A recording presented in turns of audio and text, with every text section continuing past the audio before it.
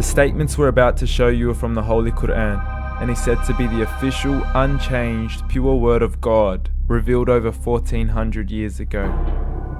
Claiming to be the word of God is a heavy statement, and without proof, or if a single contradiction is found within the book, the apparent word of God will be proven false. So without further ado, let's put the book to the test. In the 23rd chapter, titled The Believers, from the 12th to the 14th verses, God is said to give a detailed description of how the human being is formed. It begins by saying, "We then placed him as a sperm drop in a place of settlement, firmly fixed. Then we made the drop into a alaqa." We will translate this word very soon. "And then we changed the alaqa into a lump. Then we made out of that lump into bones. And then we clothed the bones with flesh. Then we caused him to grow and come into being and attain the definitive human form." In the 21st century, we can now safely say that this verse is clearly describing the process of human development in correct chronological order.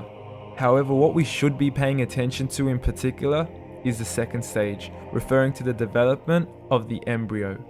The specific word used to describe the embryo in this verse is the word alaqa.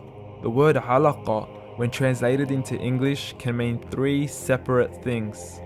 Firstly, a blood clot, or to be suspended, that is to be hanging or clinging to something, or thirdly and finally, a leech. Now, all three definitions don't come anywhere near what we perceive to be the human embryo. So, why are these words used, and what significance do they share with the human embryo? Can the embryo be described as a blood clot? Well, what do you think? In the third week of embryonic development, a tubular heart joins with the blood vessels to form a primordial cardiovascular system, and by the end of the third week, the blood is circulating and the heart begins to beat on day 21. The first thing that comes to mind in regards to being suspended or hanging is the umbilical cord.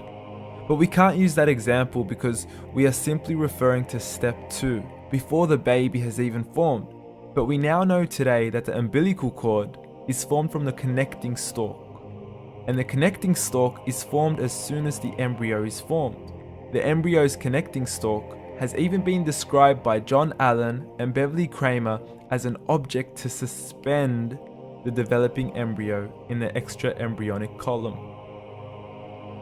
So an embryo is suspended and does have a strong resemblance with the blood clot.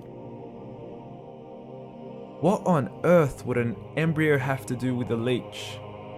Figure A shows the structure of an embryo at 25 days. Figure B shows a leech.